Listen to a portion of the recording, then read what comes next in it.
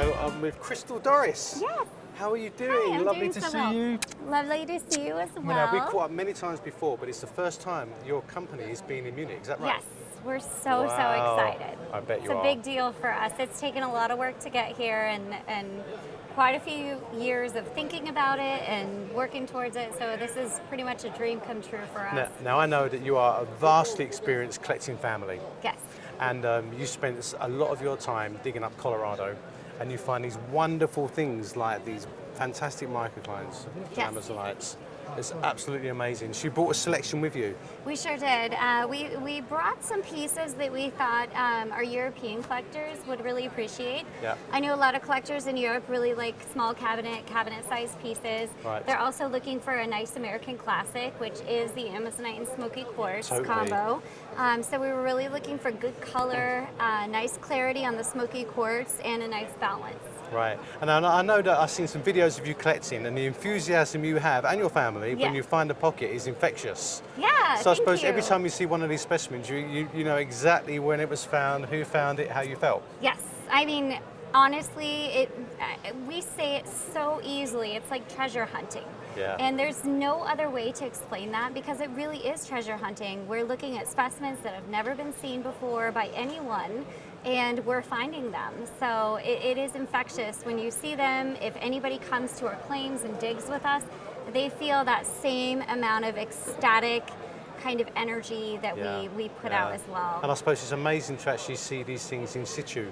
Yes. So there's hardly, many people see the specimens, but they never see how it actually comes out of the ground. Yes. That's what I find exciting as well. That is the best because for us, you see these beautiful Amazonite Smoky combos, a little bit of Clevelandite there, and you think, wow, those are really nice looking. And some people have given us a couple side eyes in the sense of why are they a little expensive?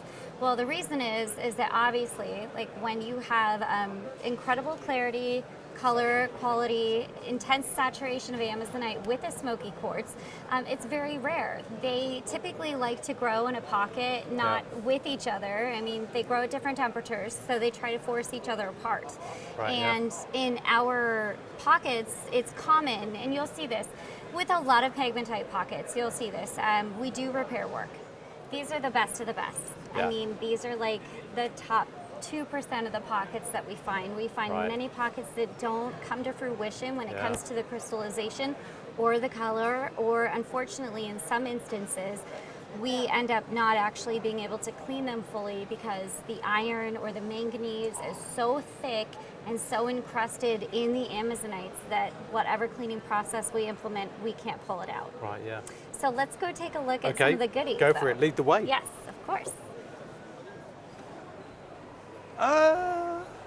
Look who's here. Hi, Chris. Hi, Timbo. Hi Tim, how are you doing again? Doing well. How Good, are you? very well, thank you. I'm going to step right on over here. Just give us a little space. Wow, now look at this. Yeah. Exceptional. There we go.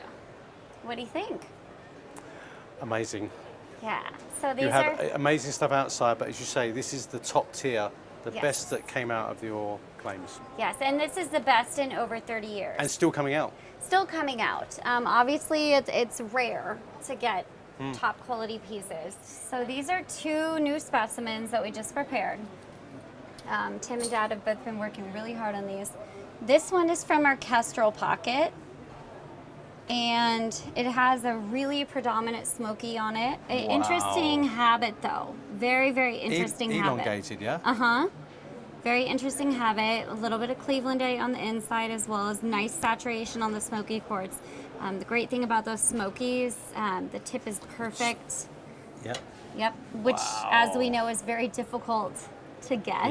Yeah. And it's about 90% of the value of any smoky quartz that you have is when the tip is tops. So if you want to hold it, you're more than welcome to. Yes. Look at that.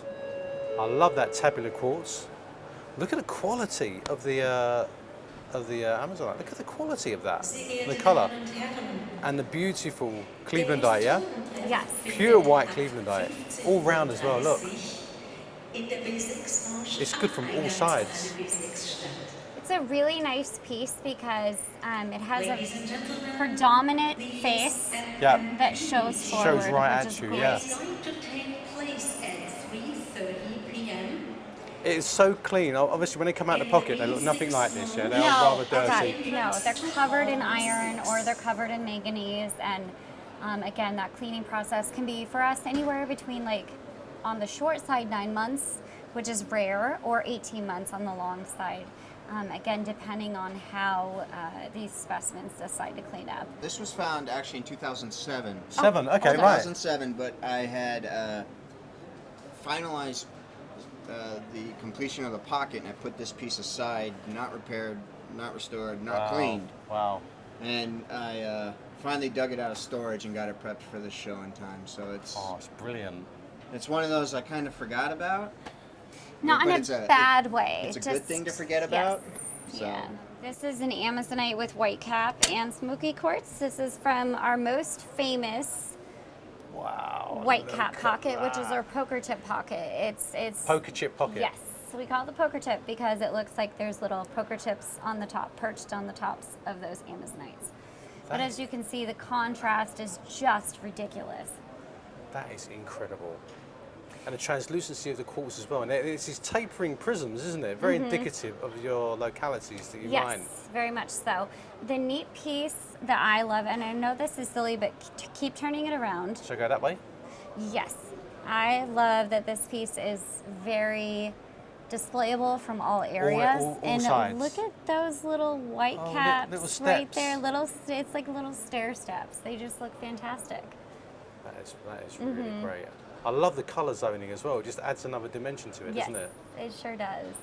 And Tim had been working on this for quite a while and just finished it, and it's just newly released here in Munich. Wow, that is superb. That is just a show poster, isn't it? Yes. Our deposit is about 1 billion years old. So, oh, ancient. Yeah, it is. So Ancient old. terrain. So these quartzes have a long time to saturate in radiation. Yeah. And the pegmatite and batholith themselves are pretty hot.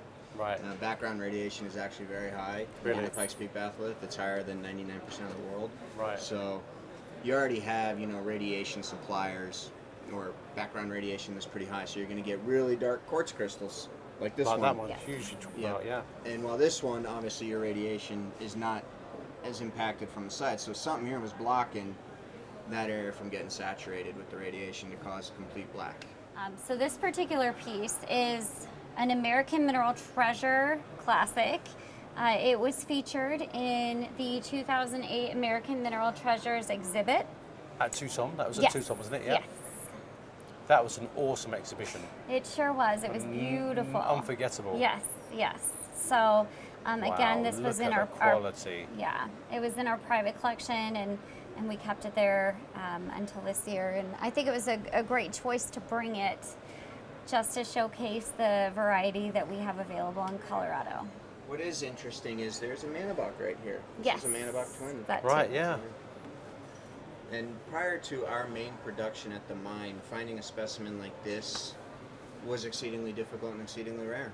Yes. Hence why it was in the 08 case. Yeah. Now when you compare that with what we have on display here, arguably it's the same level as the top pieces, but it might not be the same level now thanks to our production.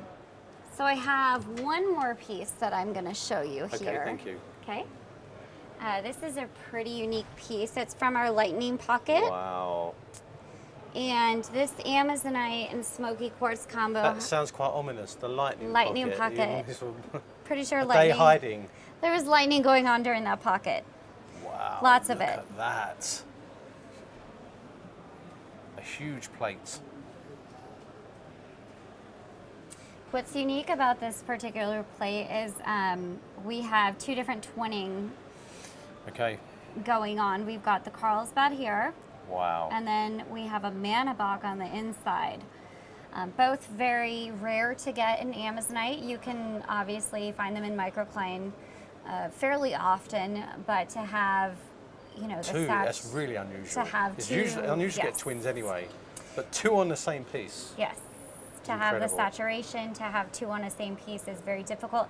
And then also these smokies, if you look at all of them, I think this is kind of more like a Tussin habit, and then we've got, you know, kind of more of our typical habit that we see in Colorado. The smokies tips are perfect. Yeah. Insane. What's also interesting is the Manabok. It's a great Manabok. It's on matrix. The Manabok for us is the most common of the Amazonite twins. Yeah. And for every, say, 1,000 Manaboks that I find, which are very rare to begin with, Yeah. you will find one Carlsbad. And the fact that I have a Carlsbad on matrix right next to a Manabok Yeah, it just raises adds the a bar. next dimension of rarity. Yeah. I might have to keep this piece. Go into that collection. Yes, Right. it might. I might. I don't have one. I don't have that in our Yeah. collection. I've never found that. A Carlsbad on matrix with the Manabok or Bovino. I've never found two twins on matrix before. I mean, different twins. It's brilliant because, you know, for our viewers, the Marnieback twin is a contact twin, so they tend to be squat. But Carlsbad twin is interpenetrant, so there's crystals that swapped around. You can see the almost like another re-entrant angle just here. But you're right. I mean, I used to look at a lot of Italian feldspars when I was in the museum collections, and the twins were rare. But to get two on one piece, and this species, is unbelievable. It's unbelievable. So here's your Manabok twin. It comes up. It almost forms like a heart shape Yeah. twin of the feldspar, and then here's your Carlsbad right here, where you can see the termination coming up, and then the other side coming up. So they're basically parallel growth that terminate on opposite ends. Yeah. Well, look, I just want to say, both of you, and your father who's outside doing the work, He's amazing. it's like, thank you so much. It's been an absolute pleasure, and I really look forward to seeing what else comes for the future. So, Yes. Thank you so absolute much. pleasure. We Thank really you. appreciate it. Greatly It's been fun.